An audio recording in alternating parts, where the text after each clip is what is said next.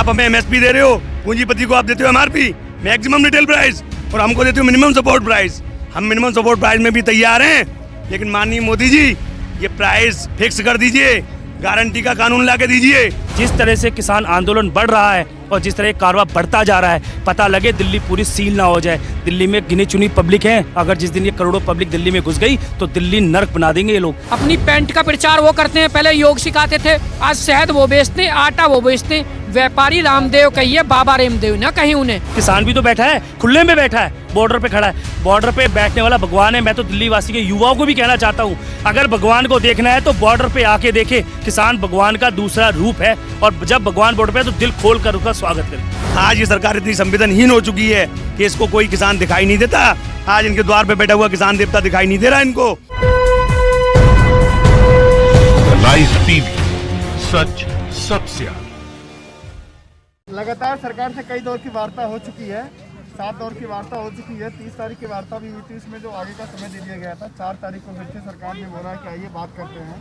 कल 4 तारीख है, क्या लगता है कल कुछ हल निकलेगा? हम तो उम्मीद यही लगा के बैठे हैं कि सरकार इस चीज़ का जल्दी से जल्दी हल अच्छा निकाले, किसानों के हक में निकाले, ताकि वो भी अपने अपने घरों में खुशी खुशी जाएं, क्योंकि उनकी मांगे जायज़ हैं। आप सबको पता है, बच्चे बच्चे को पता है, उनकी कोई नाजायज़ मांग नहीं है। तो हम तो उनसे यही उम्मीद लगा के बैठे हैं और हाथ जोड़ते हैं अपने प्रधानमंत्री आदरणीय मोदी जी से कि वो इन लोगों की सारी मांगे कृपा करके हाथ जोड़ के विनती है कि मान जाएं। तो हमारी तो उम्मीदें उन्हीं पे लगी हुई हैं, बाकी अब देखो क्या होता है। हम भी इसी चीज़ का इंतज़ार कर रहे हैं। चंद पूंजीपतियों के बहकावे में आकर आप ये कानून ला रहे हैं, काले कानून आप लेकर के आए। आपने कौन से किसान भाई से पूछा? किसी किसान भाई से आपने नहीं पूछा है। कोरोना काल में कानून लाने की जरूरत क्या थी? कोरोना काल में आपको ये काले कानून लाए, आपने किसी किसान भाई को अपने साथ में हक में नहीं लिया, ना आपने किसी किसान भाई से ये पूछा। ये काले कानून जबरदस्ती हमारे ऊपर थोपने की कोशिश ना करें। दूसरी बात आती है एमएसपी की। एमएसपी में जो आप रेट दे रहे हो, हम लोग गारंटी मांग रहे हैं, तो कौन सा गुनाह कर रहे हैं? आप हमें एमएसपी दे रहे हो, पूंजीपति को आप देते हो एमआरपी मैक्सिमम रिटेल प्राइस, और हमको देते हो मिनिमम सपोर्ट प्राइस। हम मिनिमम सपोर्ट प्राइस में भी तैयार हैं, लेकिन माननीय मोदी जी ये प्राइस फिक्स कर दीजिए, गारंटी का कानून ला के दीजिए। इससे कम अगर कोई खरीद करता है, चाहे वो व्यापारी हो, चाहे वो आड़तिया हो, चाहे वो पूंजीपति हो, उसके खिलाफ एफआईआर होनी चाहिए, उसको जेल भेजना चाहिए।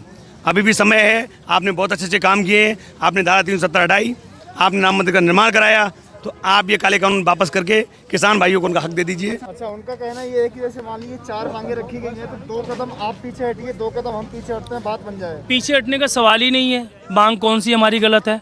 आप बताइए कौन सी मांग हमारी गलत है? जब वो शुरू में लेके आए थे काले कानून को, तो कहते जी हमारे काले कानून बहुत अच्छे हैं। फिर उसके बाद धीरे धीरे उनमें कमियां निकलती चले गई, तो सारे काले कानून धरे के धरे रह गए हैं। इन्होंने बिना किसानों से पूछकर, इन्होंने अपनी मर्जी से इन्होंने अध्यादेशों को, काले अध्यादेशों को पास करवा लिया।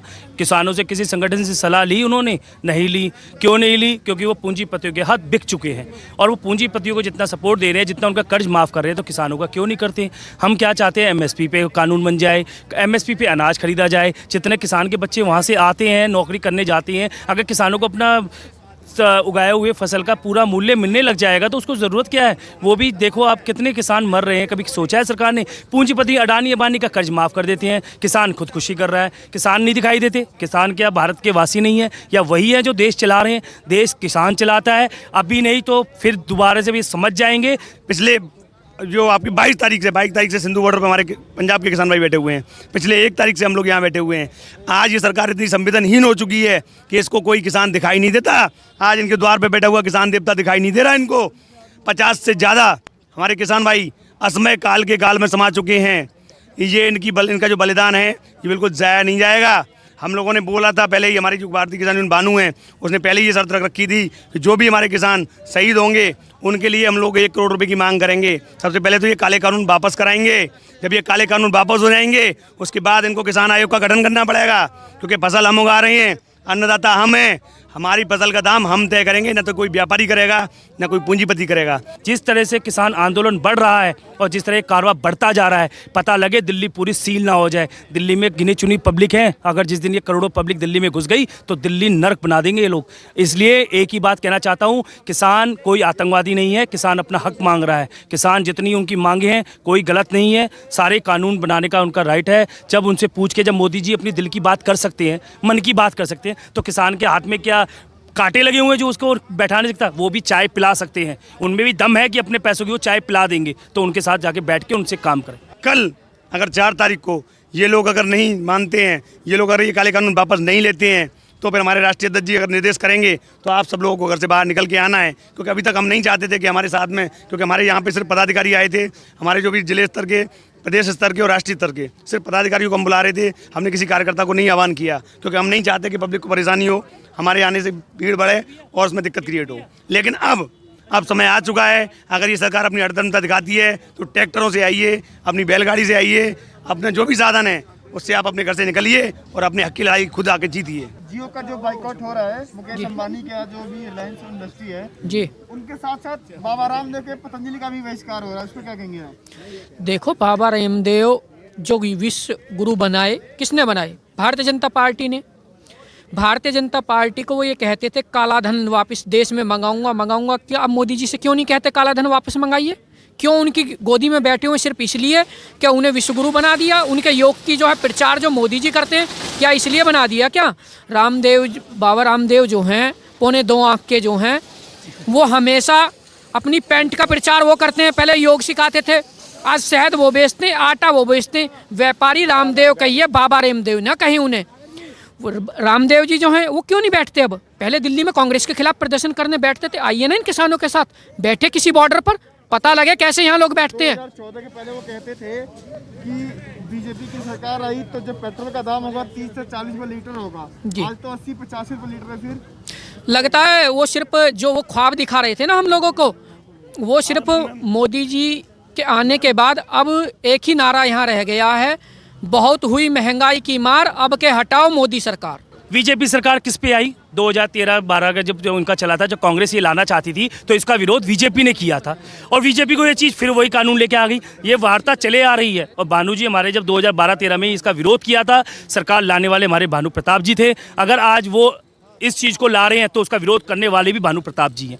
तो बीजेपी अपने मन की चला रही है, पूंजीपति को फायदा दे रही है, और इस पे कहते हैं चर्चा। उन्होंने चर्चा किस किसान संगठन से की है? आप उनको ना दो। वो जो नकली किसान को लेके बैठ जाते हैं और वहाँ पे अपने मन की बात करते हैं, तो असली किसान तो बॉर्डर पे है।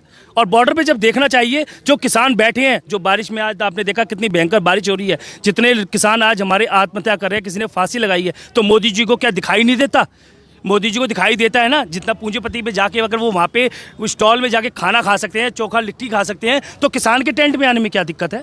किसान भी तो बैठा है, खुले में बैठा है, बॉर्डर पे खड़ा है। बॉर्डर पे बैठने वाला भगवान है। मैं तो दिल्ली वासी के युवाओं को भी कहना चाहता हूँ, अगर भगवान को देखना है तो बॉर्डर पे आके देखे। किसान भगवान का दूसरा रूप है, और जब भगवान बॉर्डर पे है तो दिल खोल कर उसका स्वागत करें। किसानों की आय दुगनी हुई है क्या योगी? हाँ, किसान की आय बहुत ज़्यादा दुगनी हुई है साहब। 2014 में धान का रेट था 3500, 3800, 4000 रुपये, और आज 2020 में 6 साल के बाद आज धान का रेट है 1868 रुपये। आय बहुत दुगनी हो गई। ठीक है। गन्ने का रेट जो था, गन्ने का हमारे किसान नेता बोलते हैं साहब हमने गन्ने का पेमेंट कर दिया। इनको शर्म नहीं आती झूठ बोलते हुए। हमारे शामली का 19,000 करोड़ बकाया है, हमारे मुजफ्फरनगर का 21,000 करोड़ रुपये बकाया है। पिछले 3 साल से आपने गन्ने का पेमेंट नहीं दिया।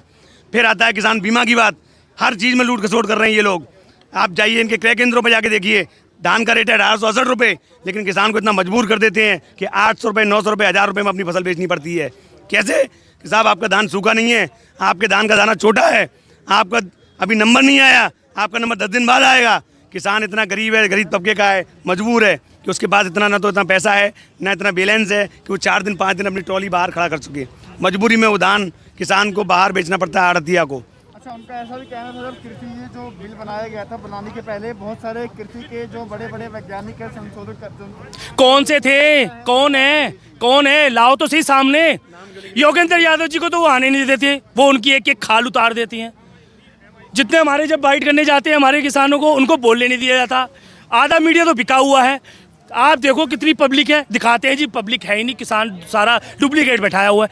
हर चीज़ में डुप्लीकेसी तुम करना चालू हो गए। वहाँ बाबा रामदेव जी आए, बाबा रामदेव जी गायब हो गए। रिलायंस का जिस तरह से विरोध किया गया है वो सही तरीके से पूर्ण रूप से सही है, और अभी विरोध हर चीज़ का किया जाएगा। जो अगर वो होगा, किसान गलत नहीं है। किसानों की बातें आके उनके बॉर्डर पर आकर बैठे। ये मंत्रियों को जो लॉलीपॉप देने की आदत हो गई है, वो अब लॉलीपॉप से डरने वाले नहीं। किसान समझदार है, पढ़ा लिखा है। किसानों की बात करो, अपने हक की बात मत करो, किसानों के हक की बात करो, तब किसान हटेगा। दिल्ली का जो सर्दी पड़ रही है, टेम्परेचर बहुत नीचे चला गया है। सर्दी भी है, बारिश हो रही है, कड़ाके की ठंड पड़ रही है, क्या लगता है किसानों का हौसला इसे डगमगाएगा?